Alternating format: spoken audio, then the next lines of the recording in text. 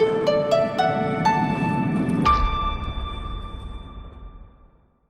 is a real honor and pleasure to be sharing the stage with such experts in education, learning, and design. I have been scouring their profiles and reading their interesting publications and just looking at the great work that these two in particular have been doing to really disrupt in the most beneficial way and provide really interesting and equitable opportunities for young people and for teachers.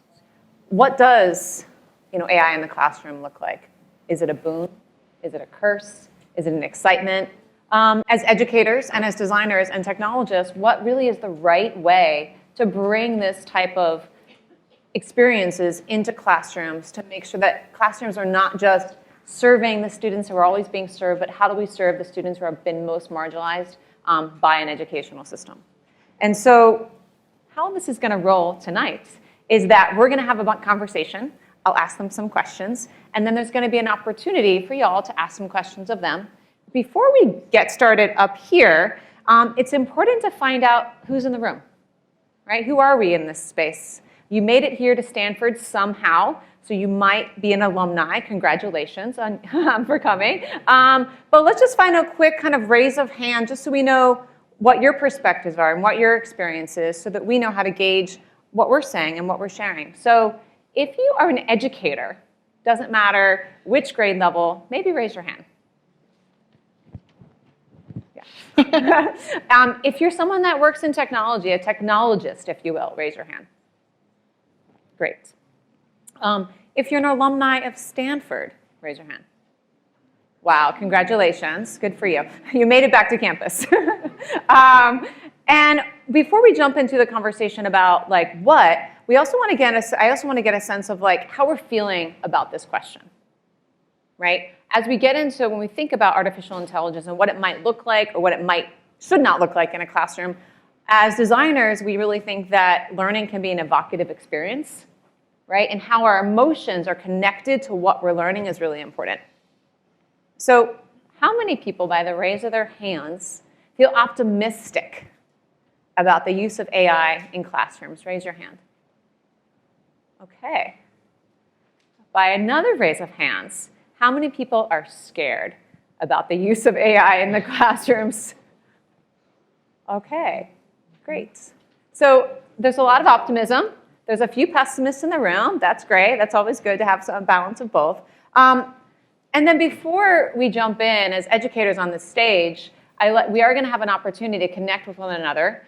And someone who's been a teacher myself, sometimes when we sit at panels, we actually don't get to talk to the person next to us. We show up and we listen, but we don't actually engage with the person next to us. And so in order to kind of set your learning goal for this panel, I would love it if you could take 2 minutes, maybe a minute each, to turn to the person next to you and ask, why did you show up? Why are you here? Aside for the free food, what else are you here for? And what do you hope to learn? So take 2 minutes. These are the educators. They're like, you know the hand up, but you know what that means.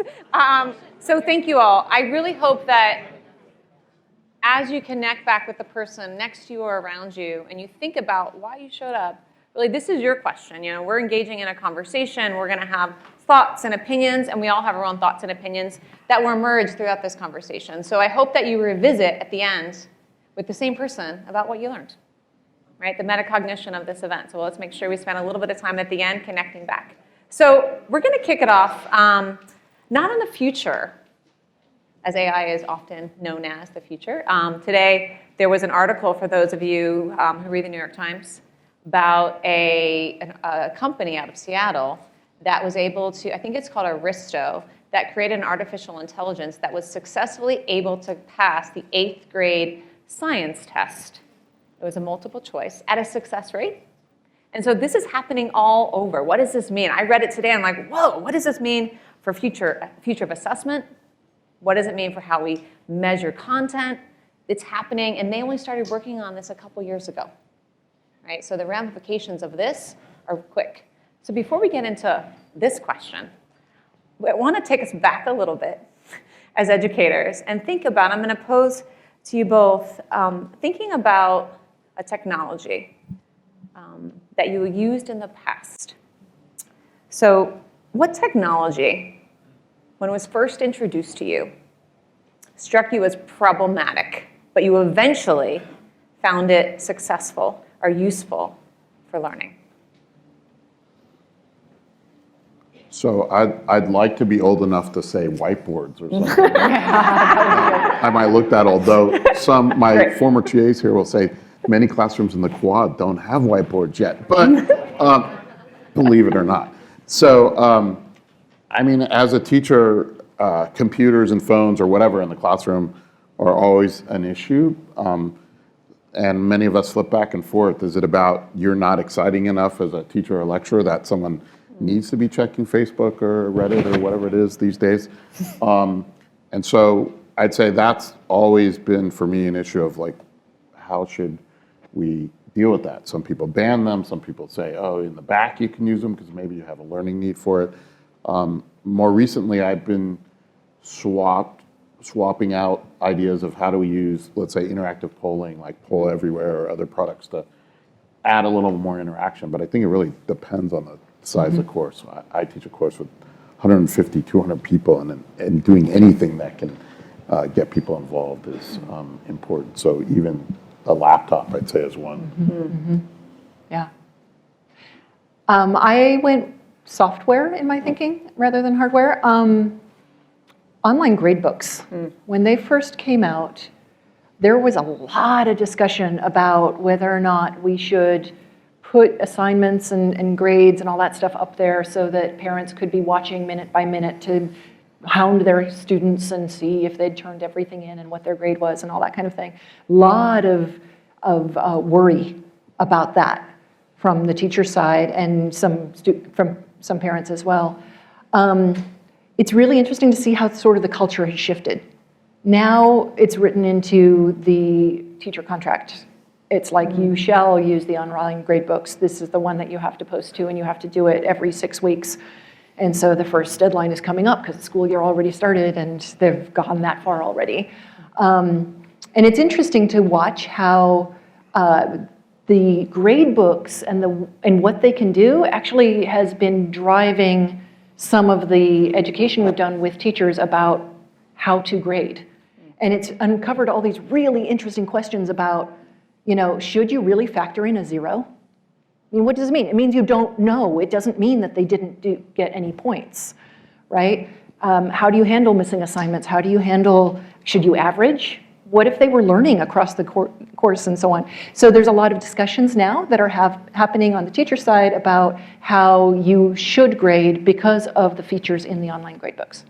Or even how it misleads people. So like, oh, yeah. I know teachers who use mastery grading and their scale is 0 to 3 or something, but then it gets converted to percentage. You're like, my kid's getting a 75. 50%. What happened? Yeah, exactly. There are some of those issues that we're working through still. I mean, as someone who used an online gradebook myself as an educator, I couldn't remember how, again, the 0 was like, do I put a 0? Do I put a 1? What's the scale I want to use? And then the students constantly updating it. And also, how many grades could I put in there, and what grades, how many grades should I put in there? And I do 100, 200, and then it gets to this multiplicity of how many grades really matter if we're learning for just growth and really deep content. So, but this question, and I'm glad we kind of started with this one, because I think, Karan, what you suggested is, and also James, you, is like the technology changes the way we teach, right? The pedagogical factors that you described, not only just in the assessment, but also how we use a whiteboard. What does it make us think about how we interact or how we design learning experiences with students? And these technology, whether we like AI or not, there might be some potential, right? And we'll just discuss that tonight, about how does it change the way we think about teaching and learning. And so for us, one of the things that we were interested in is there's just so much out there on AI and Twitter and Reddit, as you said, and it's hard to sometimes know what it exactly looks like. We talk about it, there's a lot of articles, there's fantastic developments, but we thought we would really start our conversation with an example that James has provided of one of his products to have us a look at what it could look like, to all ground us in a shared experience of what AI might or could look like from a student's perspective. And so our tech crew in the back is going to cue it up for us. Before they do that, James, could you give us an overview of a little bit of what we're about to see? Right. So I do research in human-computer interaction, and one of the techniques we start with often is, instead of just building a technology for several years, we do design techniques, including creating a video, a concept video, a way for us to work through the ideas and also be able to put it in a way we can show other people and get feedback. So the concept video that we're going to see was made by 3 Stanford undergraduates during the summer internship 3 or 4 years ago. And it was in response to a project idea that I was trying to get off the ground that was inspired by Neil Stephenson's novel, The Diamond Age, otherwise known as Or a Young Lady's Illustrated Primer. And in The Diamond Age, this girl has this tablet-like computer that is in the form of a narrative that is a tutor to her over several years. And when I first read the novel when I was in graduate school in 1995, we thought, wow, that would be so great as a tutor, but that's impossible. That's what we would at the time call AI complete. Today, somebody would call it AGI is necessary. Roll forward all the way to today's tablet computers, the iPad came out, and I started to think, oh, maybe you could build such a thing. And then we really started the project seriously in the last 2 to 3 years, and this was one of the kickoff artifacts. So it represents what we thought maybe part of the experience would be for the child. You don't actually see what's on the thing. It's more of how might you use it, and how might we get kids doing learning activities that are embedded in the narrative outside of the home. Because as a parent, the last thing I want is just another thing where my kids are sitting behind a screen in the house. So this was our vision. It has changed over time, but this is kind of where we were thinking about 3 years ago.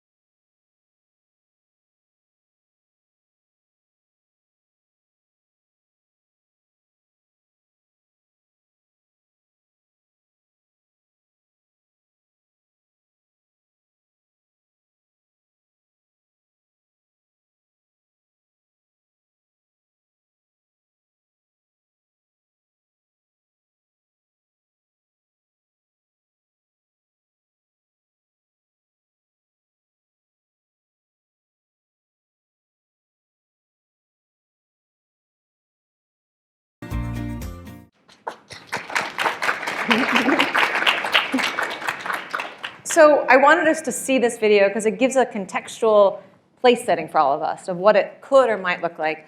And so I want to direct a question to Karin, because Karin she runs obviously and directs the LDT program here at Stanford, but you also work as a teacher. You're in Palo Alto schools. And so when you look at this video, and I say putting your teacher hat on, if you will, what excites you when you see this, or really what barriers do you see when you watch an example of this? Well, First of all, can I just say how awesome it is Yeah. when science fiction like comes to life? Yeah. That's really cool. I mean, Not today, quite yet. Yeah. well, more and more we've got communicators, right? And we've got replicators, 3D printers, and printers for that matter. You can send things wirelessly.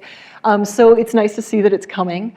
I really get excited. One of the technologies that is in here that is so usable already right now is augmented reality.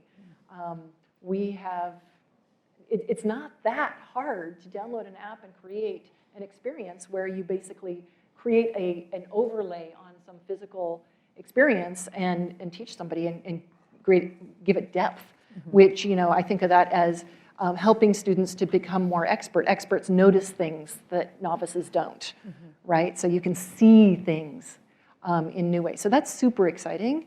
And I love that this is a vision, and I can't wait to hear what actually works and what stumbling blocks have been. Another thing that I really liked seeing in here was getting the use of computers away from answers. Computers are really good at checking answers, right? So we have lots and lots of ed tech that just says, yes, you've got it right, yay. But what I'm seeing in here is more posing challenges. It's like pushing kids to think about things in their own heads, getting it out of the computer, as you were saying, James, out of the screen and into the world. So that's fantastic. I do worry a little bit about framing technology, framing regular school as detention, which, I don't see that when I go into regular classrooms. I know it's sometimes not as exciting as we'd like. All the teachers I know want school to be engaging. So that's awesome. But teachers are really where the biggest question that this raised for me was, where are the teachers? Who's writing that algorithm that prompts things? And we can go there a little bit in this conversation about all the questions of who's designing the experience for whom. That's great. I mean, that is kind of our next question. I think it goes to and I wrote down does AI belong in the classroom? And I think you just led to the question of how does it and who designs AI with students and for learning experiences? And so, do you want to jump in on that? Because I think that's obviously right up your alley as a learning experience designer. Well, I think there's no one answer, right? I think the answer is to always pose the question. Who did design this particular experience? It's not sort of something that just exists. Computers do not invent themselves. So whenever you have a curriculum, somebody wrote it, and there are values embedded in that, and you sort of want to just acknowledge that and say, okay, are these my values? And think about who was designing this and who were they designing it for. So, for the thing we're building now, I'd say, we've collaborated with people in GSE. In fact, there's an LDT student here in the crowd who has helped with some of those exercises that are in our current version. But to me, that's a research question also. How do you make the tools that are going to allow curriculum specialists or teachers to be able to do this without having to understand the pretty big lift of the technology? And that's still where the research is. So one thing you don't see in that video is, my vision for this has been, this is something a child might do outside of the regular school hours to get people maybe more engaged in learning that maybe are turned off by the traditional school system. And one of the problems there is, well, what happens when you get stuck when you're doing one of these learning challenges? You don't have the teacher, maybe you don't even have your parents around. And so one thing we've been working on is chatbots that can help the student when they get stuck. But that's a huge research question. How do we make a chatbot that could understand the content that you're learning right now and how to get unstuck without a teacher writing in that context, hundreds of rules Yeah. in that context? So, there's a lot of hard PhD level questions there. But back to the original question of AI in the classroom, to me, that wasn't my goal for this project. But if I want to step back, I would say that's like asking, does water belong in the classroom? Does electricity belong in the classroom? Anyone's going to say yes, as long as it's being used for something where people are going to learn or, properly. If you use it improperly, it's a waste. And right now, AI, although the field has existed for 50 or 60 years, it's just starting to work. And so, it's going to take some time for people to figure out what the good uses are, just like computers in the classroom, which has probably been happening for 30 or 40 years. And as a parent to PhD, Yeah, I'm still unsure if they know what they're doing, putting computers in the classroom. I almost feel like, no, we don't need that. We've had this conversation. Yeah. You keep going. So I feel like, yes, it belongs, but you better find the right applications, and it should probably be in a way that's going to somehow offload the teacher from something that could allow them to give more help to people who need it when they need it. It begs the question, and I think there's like an addendum to this question now, is like, does AI belong in the classroom, and under what conditions? And so I'm curious, thinking about the schools that you all have worked in, like what are those conditions? You highlighted a few, James, around thinking about, is it proper, when do we not use it? What are the conditions of a really great classroom, and when you see that? So what, Karen, from your perspective, what does that look like? I was going a different direction when I was listening to the question. It was like, not necessarily, well, I'll come back to the conditions of the question in the classroom. But one of the things that people sort of gloss over a lot when they talk about technology in education is, does it actually work? That's a great question. Because, there are so many things that people are going, wouldn't it be cool if? Yeah. And it's like, yeah, it would. If 100% of my kids had access to XYZ all the time, or in class or out of class, or if I as a teacher had access to a one-on-one computers at any moment that I needed it in my classroom, I could do some really great lessons. I could pull them out just as needed. That might be 5 minutes out of my day, but it'd be a critical 5 minutes. But then you get into the reality of, wait a second, okay, so is that actually the best way to deploy a bunch of computers at X hundreds or thousands of dollars each? Is that, ideal, we start to have the kids take them home, because actually that's a really powerful move. Now, do they all have access? Do they all have the same devices? How do we manage that? It gets really complicated really fast. So a friend of mine once said, teachers will use technology in the classroom when they're as reliable as the lights, right? Well, I mean, we manage most of the time. We don't have the lights go out, or the electricity is pretty darn stable in our classrooms, and we have some condition, we have backup plans for those unusual times when the lights go out. But we cannot be planning 2 lessons for every class just in case the technology doesn't work. So that's one answer to your question. It's a very different one. What are the other answers to the question? You know what? Technology can support any kind of teaching. It can even support bad teaching, right? It amplifies, it transforms, it replicates. And so what I'd like to see more of is technology that has a very intentional philosophy built into it, and that the teachers are helped to understand what that philosophy is, and possibly even taught along the way. If you think about it, teachers finish a teacher ed program, and then they go out to teach, and they get, maybe 3 days of in-servicing after that every year? How do teachers learn? Well, they seek things out, and it's all over the place. But if they're working on these devices and these systems, the online gradebook I mentioned, the online gradebook could prompt information about, hey, are you sure you want to calculate a 0? Because here are some of the pros and cons. So we could actually do a lot of teaching through these devices. One of the things that you both mentioned early in this conversation is thinking about access inequity. And I think part of one of my big fears in particular about AI is thinking about it, how it is inequitably accessible within schools.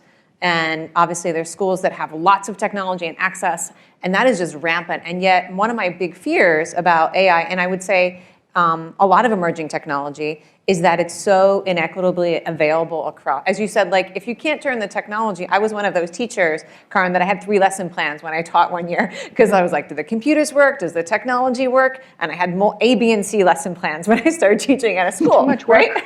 I had to. It was too much work. And so, I mean, regardless of the tech conditions in the school, how do we, I think that's my biggest fear on this, is how do we ensure that the folks who already have access to this type of technology, is this not widening the gap of inequity that is available for students? And I'm curious, how do you all respond to that? What are your thoughts on how this can really reduce inequities that are already pretty rampant in our educational system? Well, I mean, I think any technology, whether it's AI or computers or anything that costs money, if one set of people have it, it's going to increase inequity. And so you want to pay attention to funding, how we can make sure other schools have their funding. Even in a place like here in Palo Alto where we have the parents give all this money to Pi and it all goes to Palo Alto, maybe they should give half of it to Redwood City, and some other places might be a nice idea. But I think something like AI, well, we need to step back and go, what's it good for? It's good at finding patterns in large amounts of data. So what can we use that for? For example, it could help us notice a student who's starting to slide across several courses because something's going on in their life. And maybe today we don't as easily diagnose that early on when we could maybe help them. So we might also think about where would we use this in a positive way to close inequities for people who are more likely to have these things befalling them in their educational life. So, it's like any tool. What we design it for, what it's going to be good for. So if we care about inequity, we can think about where might we use AI to kind of help and focus from that. So what's the problem we're trying to solve? Otherwise, AI is just too generic to even mean anything. Yes, and. I mean, yes, I mean,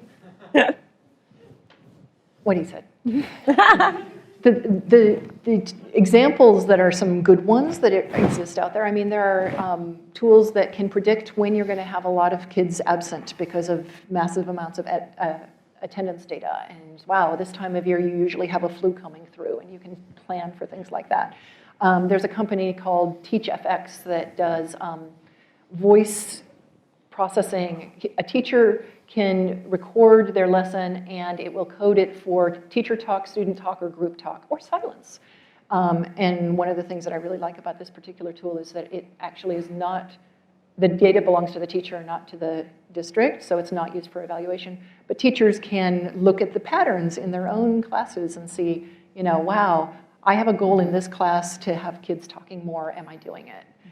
And so it's pretty impressive how some of the data can provide information to help support better teaching. I would say one thing that I'm quite concerned about as far as AI and equity is that we have a diverse group of designers who bring each their own lived experience into the process of designing the tools, so we don't miss some really obvious opportunities and complications.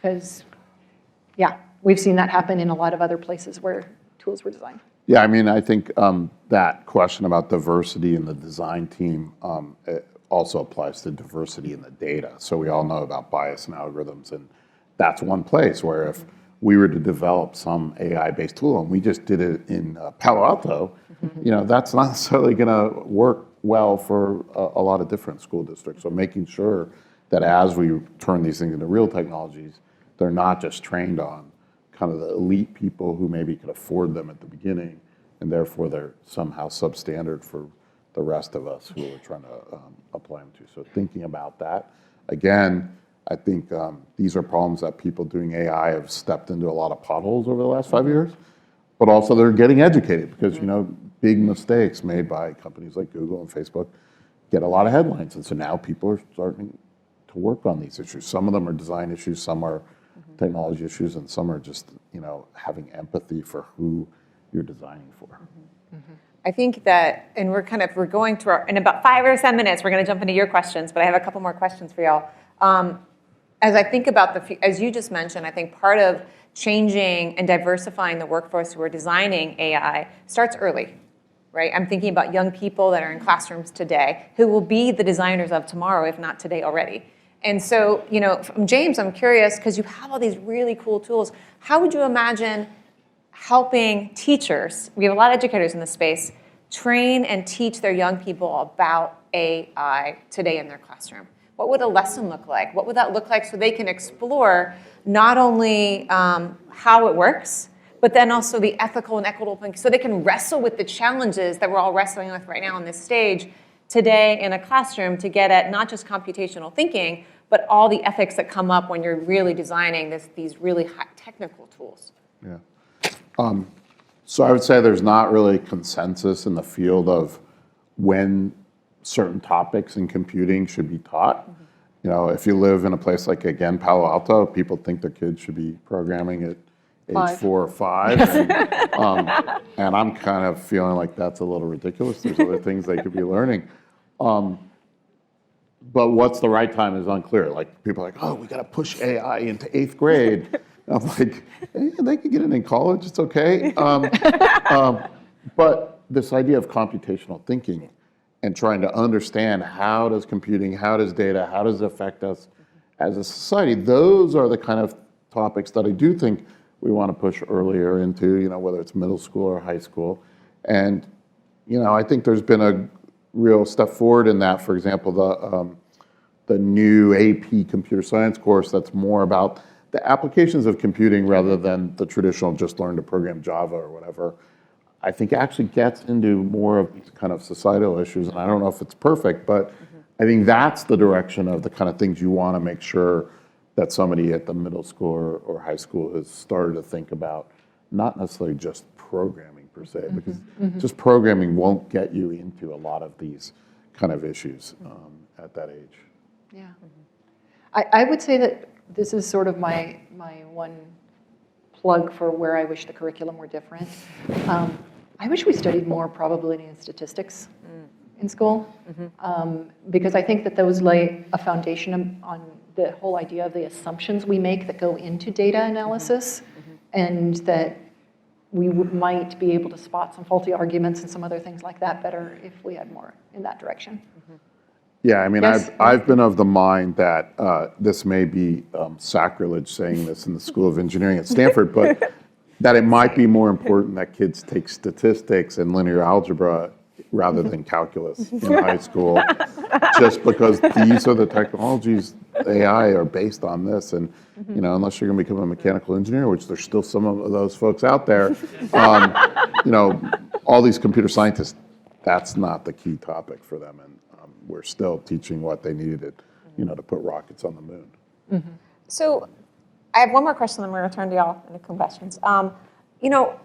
There's educators and technologists in this room, and you guys are raising really some interesting stuff around like computational thinking, getting posts and statistics, and a question that all of us as designers, we like to wrestle with questions, right? And so for the educators in this room, and this is for you, Karen, like what questions do we need to be asking around this topic in our schools, with our principals, in our classrooms? What questions do we need to be asking, or what do we need to be doing to answer our own questions?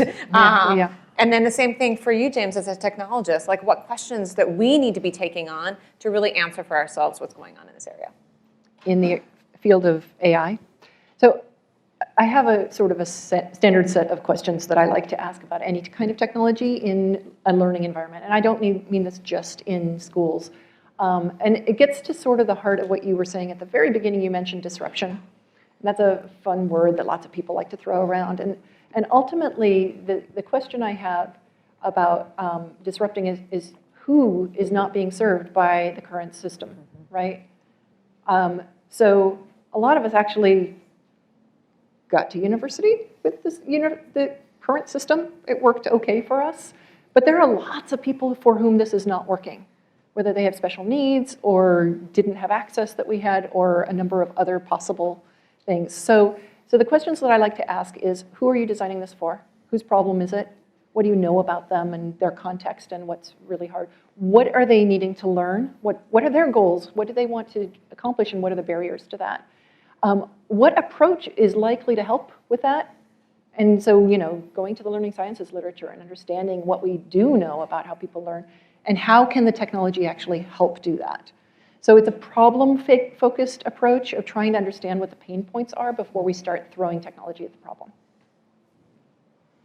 So I think it's more of a general answer in that any kind of technology or lesson that we bring into the classroom, we need to think about what is the learning goal? Like, what are we trying to achieve?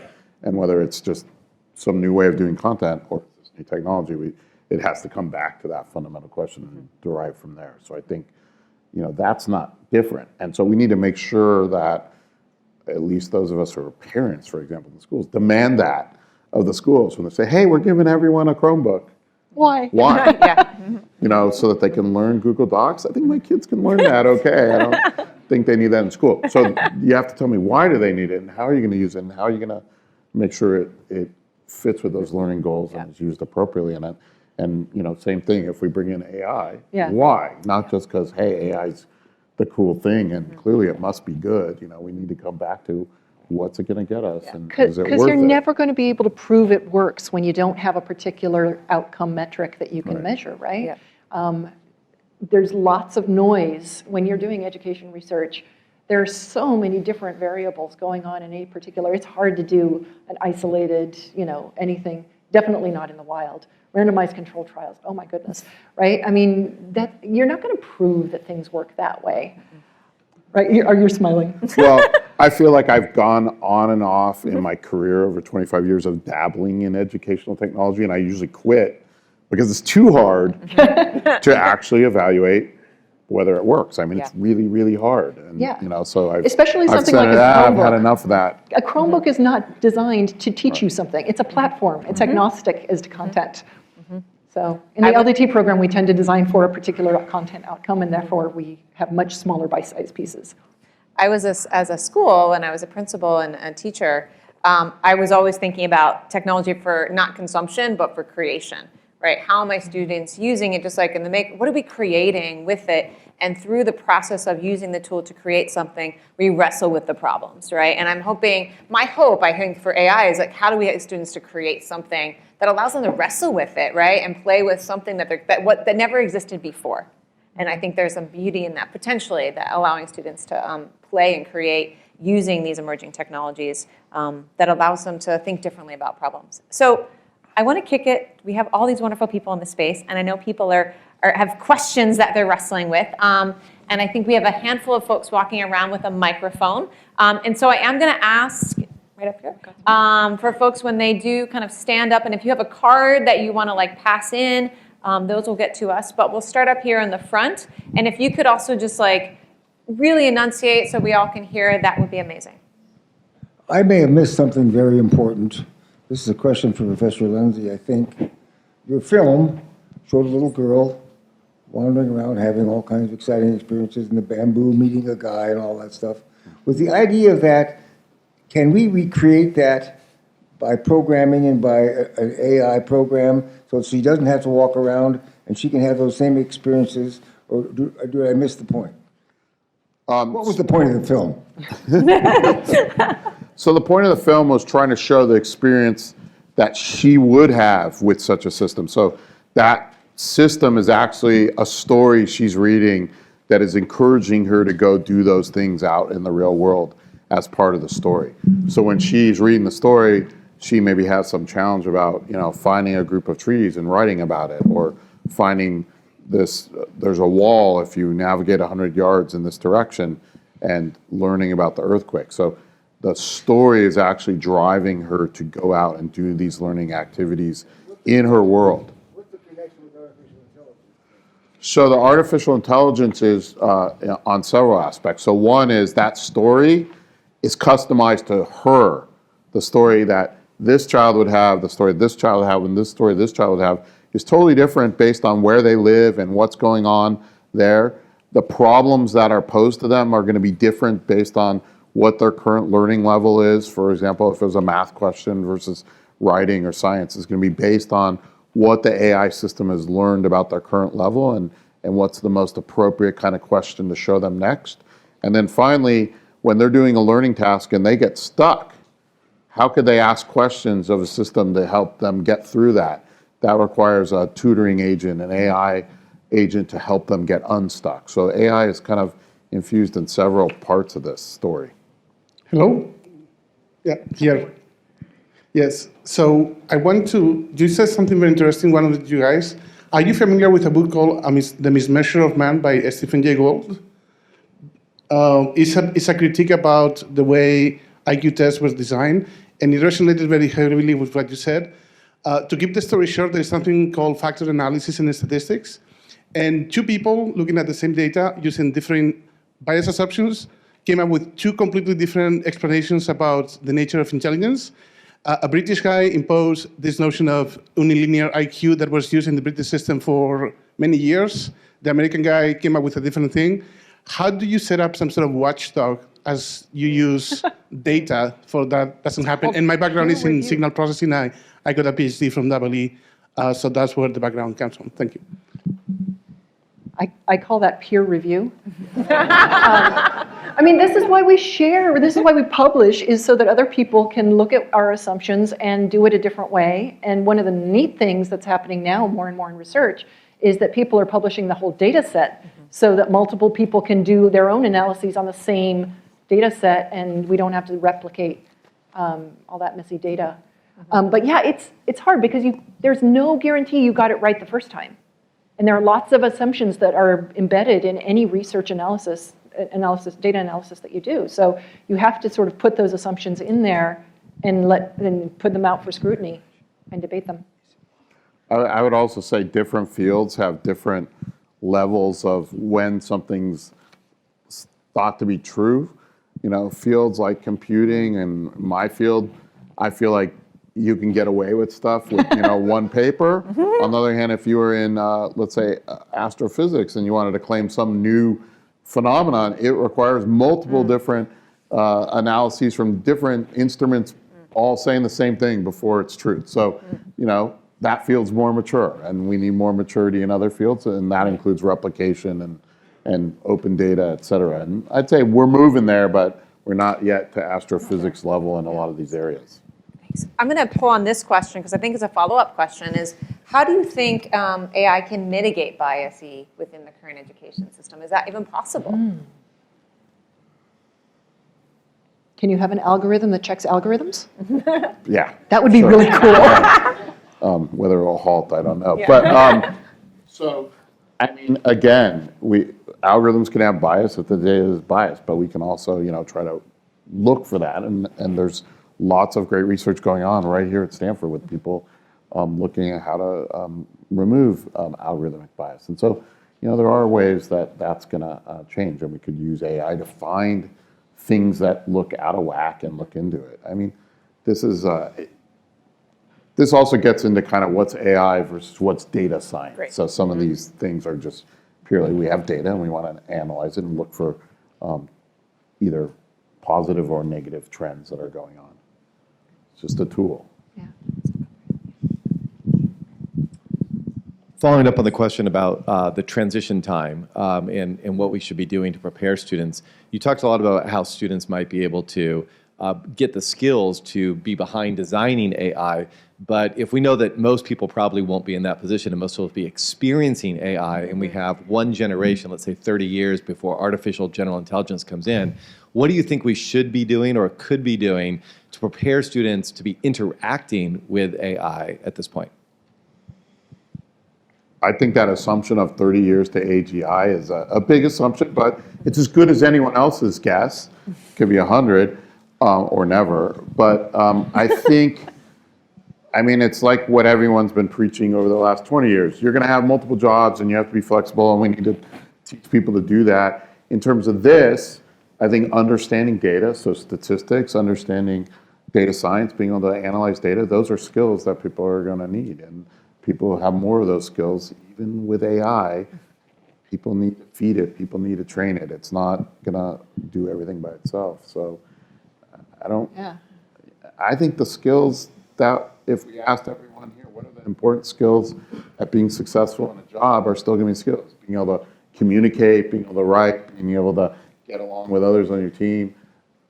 In the end, those might still be the key skills. Being able to think critically, recognizing that things are designed. And it's not just AI. Everything we interact with is designed. And so sort of having that sort of just foundational understanding might help. Both of you mentioned data science, which I think is fascinating. And we've been talking about AI, but I also think that understanding computational thinking, and there's a question here about NGSS, which is the National Generation Science Standards. And so to what extent do you see, and I'm going to kind of zoom up a little bit, we've been talking a lot about classroom, but I'm going to zoom up a little bit to a little higher level on policy and state level standards. Do you see data science and computational thinking and this type of thinking coming into what we call the classroom standards? Do you envision that happening anytime soon for us as educators who are trying to be the early adopters in education? So I'll tell you, I taught middle school computer programming and video production and web design and broadcast media and a few other things like that. It's great. Teaching electives is awesome. I tell kids that, that's why what you do in college is you take only electives. The challenge for me was that there were no standards, and this was a decade or two ago when that was sort of the big new thing. And so a lot of other organizations have come in to fill in the gaps. So there's the International Society for Technology and Education, ISTE, and they've developed standards and that kind of thing. How likely are those to become core? I mean, science, English, math, history, those are the 4 core subjects. And I don't really see computer science or computational thinking becoming the 5th. I think it's more likely that it becomes part of, in different places, bits and pieces become part of those places. So I don't think we're going to have a curriculum or a whole new standards sort of thing.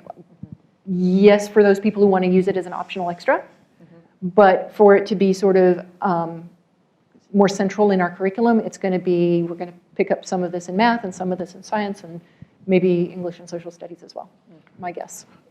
I think it could come in, but if it does, it's going to be so late, it's going to be in 11th or 12th grade Right. that it won't impact all those other classes. So I do agree that I think there will be a segment in your science class where you'll, instead of doing some experiment, you'll get a data set. and Right, which is talk what just about happened, right? how Next to generation analyze science it. standards Right. have just been, there's a whole Right. engineering unit in science classes now. And in math, there will be a similar thing. Yeah. So I'd see those units being spread out. But then I think the bigger change is going to be college. Everyone's going to have this kind of data science course, and they're going to use it not like computer programming where we think, oh, well, some people need it. Data science is going to be used in almost every other field. And so that's why it's going to become a core Everybody has to skill. at least understand what it means. Yeah. Questions? A couple more. I see lots of questions. Yeah. Teaching the correct path to a solution is really fundamental to engineering education. And so here's why I'm a little bit scared about AI. I mean, it comes up with some great solutions, okay, but we have no idea how it got there. Okay, and so our students, we want them, if you're considering reliability, if you're considering all sorts of social implications or whatever, there is a correct path that we want the students to follow to get. And you give AI a bunch of data, it can come up with some really amazing solutions, beat anybody at chess, but how did it do it?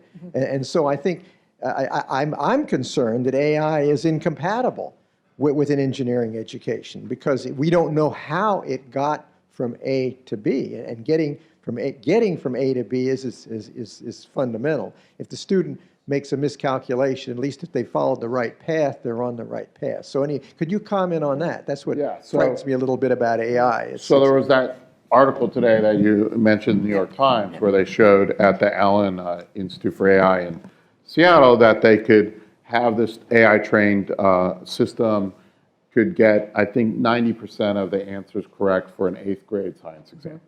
And it was based on this natural language processing model that called BERT that came out of Google just a couple of years ago. That's kind of all the rage because Google has so many computers, they're able to train massive data sets, and this language model works well.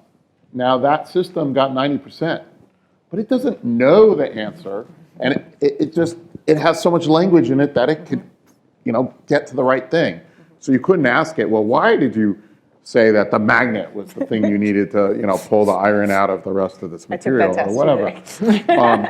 But the key here is we need to distinguish between AI, which is this idea that we can make intelligent systems that have some autonomous behavior, and deep learning, which is a particular algorithm that is all the rage because it's working really well on a lot of these classification problems. Deep learning is what's made everything work so well over the last 5 years. But deep learning is never going to get you your AGI. There has to be a lot more progress in algorithms and AI before we're going to have systems that could show you the steps and know why you did it wrong. That's why there's still a lot of research here in AI. This is why we created this new institute at Stanford for human-centered AI, because we think there has to be really new algorithms that are going to push us forward. So deep learning is not going to do it. And if it's just deep learning, then it's great for fixing a lot of our businesses and finding patterns in a lot of this data. Great. There's a lot of money to be made there, but it's not going to solve the big, huge challenges that are still out there, and that's why there's still a lot of research to be done. Hi, I had a related question about transparency.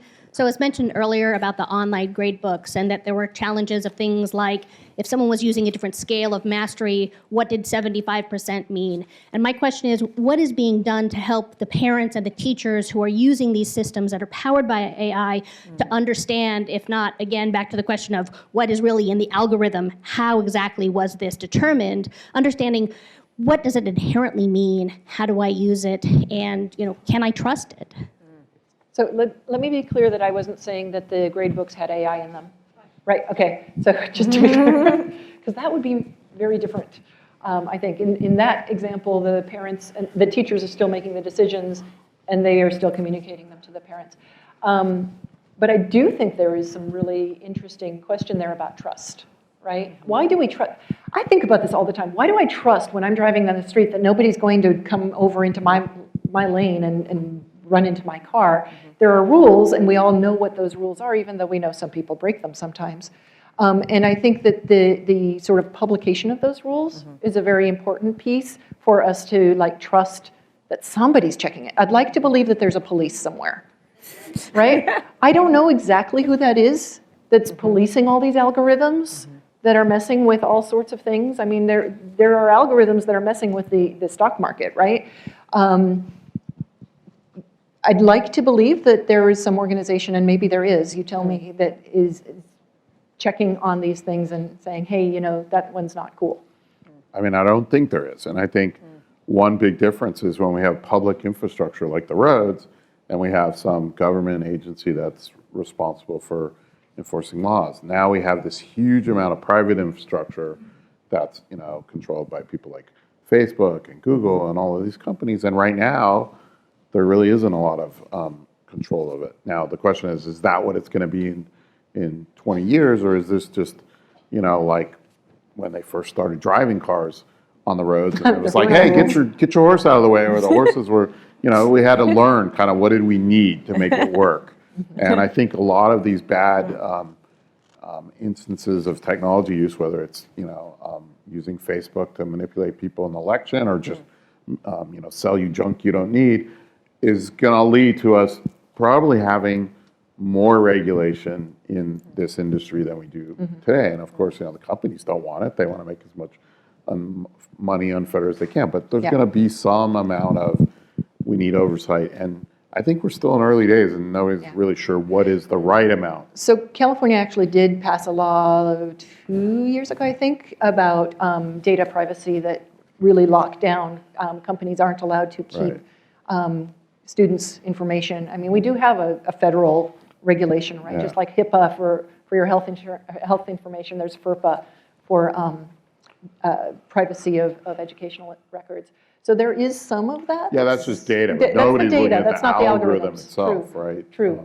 But at least the companies that are likely to be running the algorithms on the data have to be a little bit more. Right, but this is where a lot of controversy lies, right? California has passed some good privacy laws. It's not quite Europe or anything yet, but companies are pushing to say, oh, we need a national standard so we don't have different rules, and we should think about that just like we do, lowering air pollution standards for cars. It's about making it lower rather than we need one standard. So we need to be careful as citizens. If we really want this kind of protection, we need to make sure we don't let it be diluted. We're probably going to need more.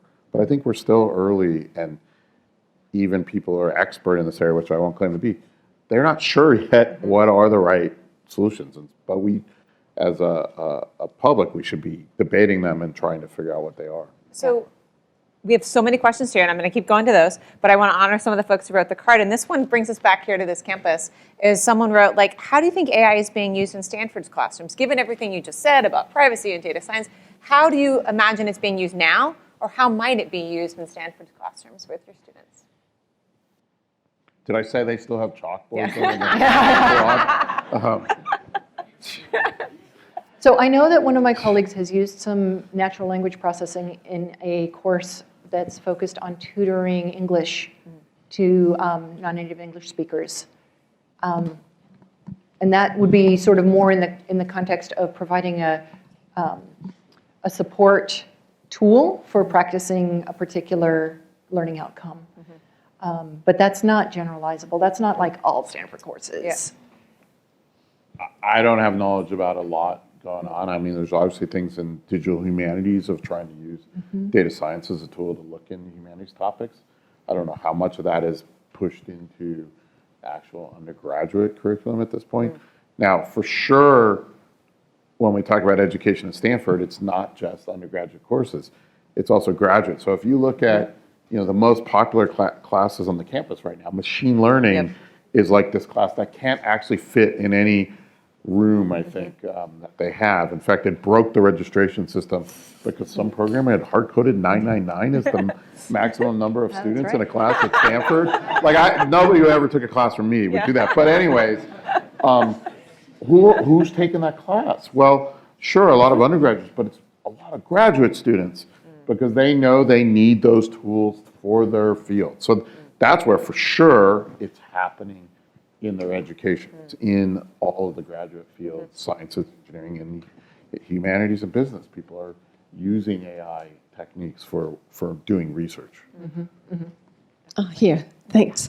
Professor Lande, I'm particularly interested in hearing about the World Lab and how cross-cultural collaboration may have presented some surprising insights to the use of AI. Maybe Shelley could speak to that too, with her experience in Japan, right? Thank you. My World Lab experience came out of, I did a 2.5-year sabbatical in Beijing. Usually sabbatical's 1 year, but we liked it so much we stayed. In working there and collaborating with mainly native Chinese folks, I've had this interesting insight that I'm sure the design thinking folks knew forever, which was sometimes you have cultural misunderstandings that actually lead to new ideas. It's almost the fact that we see the world differently because we've experienced things differently can lead to new ideas that come out of it. Similarly, just living in a different culture leads you to question things that you are almost unconscious to you every day because you just have done it your whole life, so you never even think about it. It's just automatic. But when you're thrown in a new culture where it might be done differently, you see things that you didn't see. So I realized that for someone who works in design and human-computer interaction, that having cross-cultural teams could really lead to new ideas. And so I thought that was interesting. In addition, I did research on how people might understand different interaction techniques differently based on culture. And so, we studied, for example, giving positive feedback versus negative feedback in a behavior change application. And we did a large study and we found that if we had given native Chinese negative feedback, that it led to more positive behavior change in this environmental application versus Americans, it was the opposite. Positive feedback led to better change. Now, that kind of result would lead you to go, oh, if we're going to design some interface, it might need to be different, not just translate the words, you actually have to understand the difference in the cultural context. So that led to kind of a lot of collaboration, and we've brought students from Stanford over to Beijing and did a 4-week intense class with Professor Gu Wang in the music department, and the teams were all cross-cultural, half Chinese, half US, and that really led to a lot of interesting design. Two questions to follow up on the points about privacy and trust. On curriculum design, at least today in California, there are ways for professional educators, school administrators, school board members, parents, and the general public to provide feedback on state education curriculum frameworks. And with AI, how do you determine that there is an actual published framework? What are the students supposed to learn? What's going to be published as what's going to be in that algorithm so that stakeholders can provide feedback before that algorithm starts going into the classroom? And secondly, regarding privacy, numerous widespread nationwide recent information security breaches, including ransomware compromises that have locked down the entire networks of numerous public school districts around the country, show that for school districts that are already underfunded as it is, that cybersecurity is an area of severe deficiency. As the amount of information being kept about students and teachers skyrockets exponentially, how are school districts going to deal with cybersecurity when they already have enough trouble dealing with it as it is? Or how are we as a society going to provide the resources so that the schools can deal with it? I agree that that's a big problem. I'm suspicious that what these schools will do is they're going to offload it to Google or these big companies who they say will take care for them, and then we have to maybe regulate those big players to make sure that they do what we want. In terms of your first question about being able to expect curriculum, again, I don't really think we're going to have useful AI systems that don't have some sort of outline of what is the learning objectives and what is the data that's being used. And that's going to be similar, I think, to how people probably are, and again, you guys are the specialists in approving textbooks and other curriculum at that level. It's not like it's just like, hey, we just trained this on the internet, here's this system.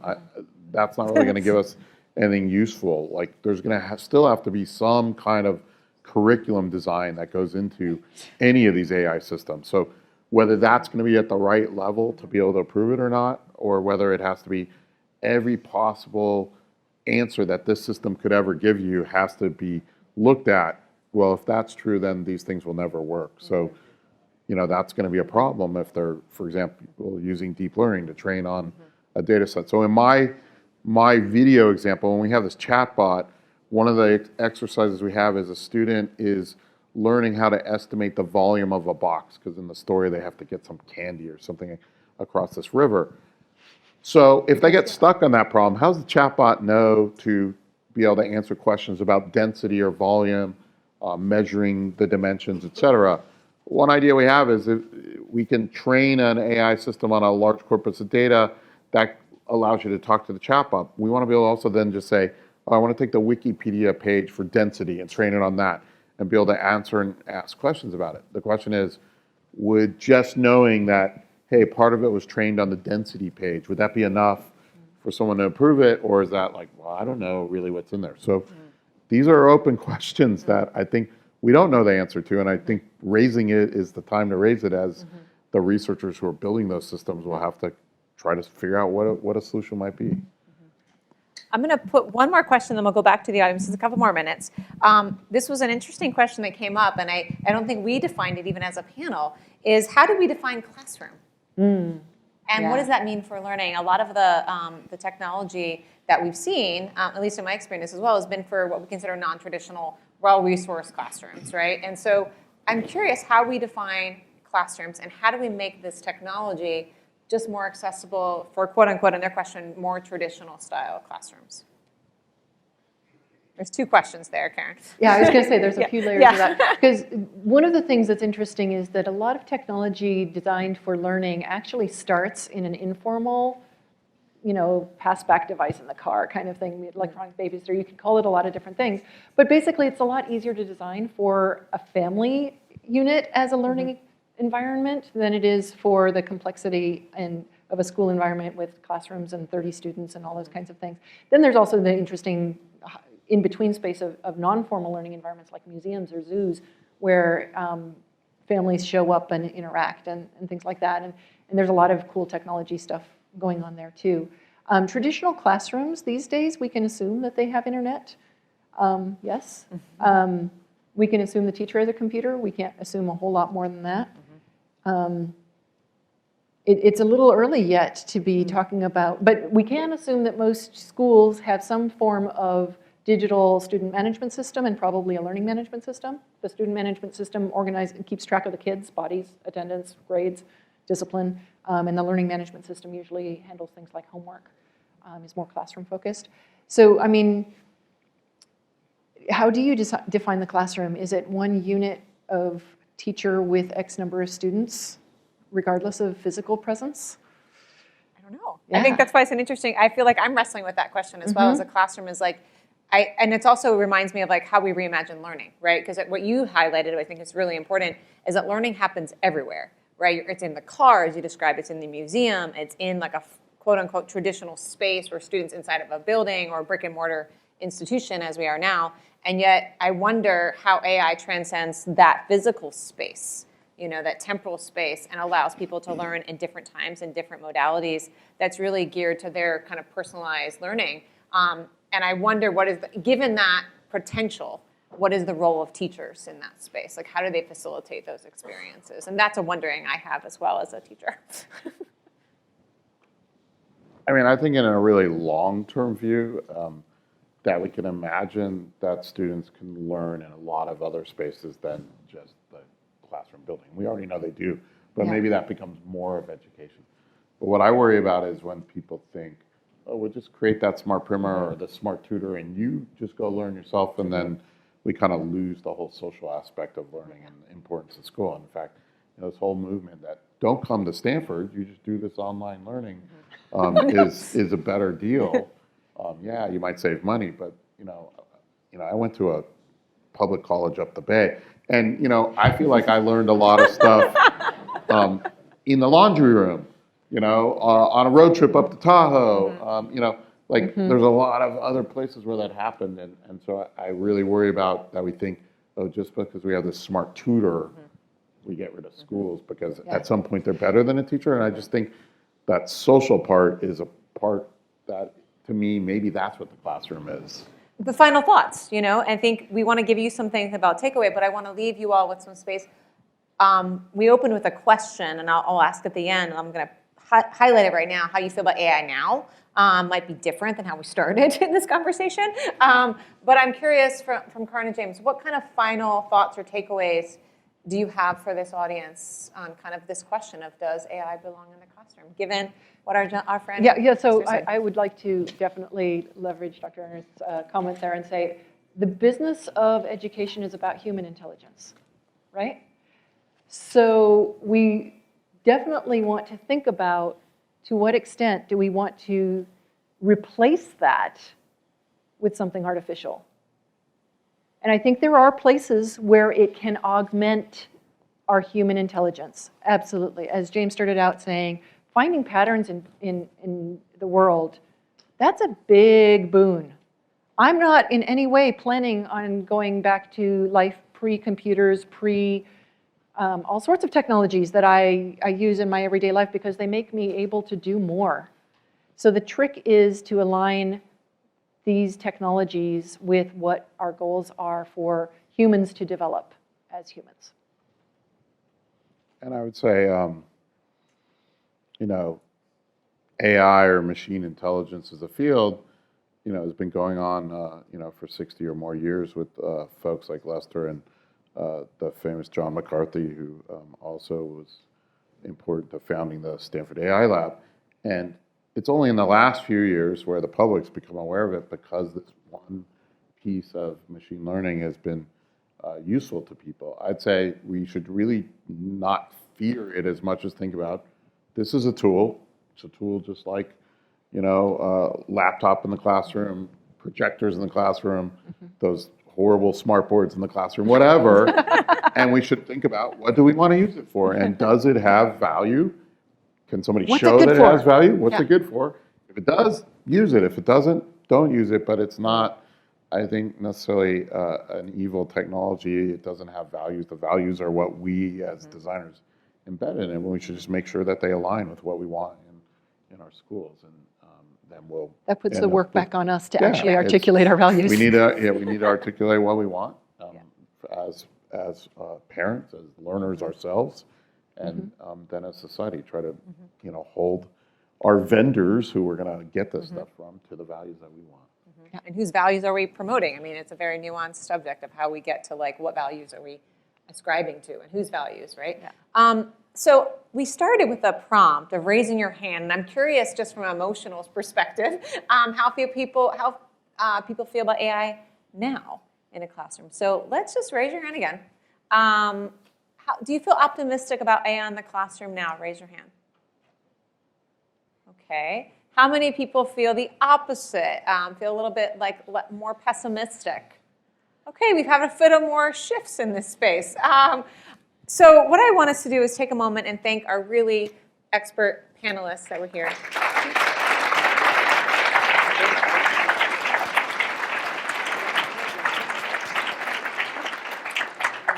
And we're wrapping to a reception, if I believe. But I do want to encourage you as a teacher, as someone's like your exit ticket, if you will. Sometimes in classrooms we like to say, is find that person that you started with this conversation, and what did you take away from this conversation? What did you learn, and what questions have emerged for you? And so I encourage you to talk to the person next to you, right, about that, or find some people in the next kind of 30 minutes to really dig into what you learned. And I think as all of us as educators, we leave with more questions, which I think is always an interesting thing and the best way to end a panel. So thank you all once again. Thank you, Laura. Thank you. Oh my God.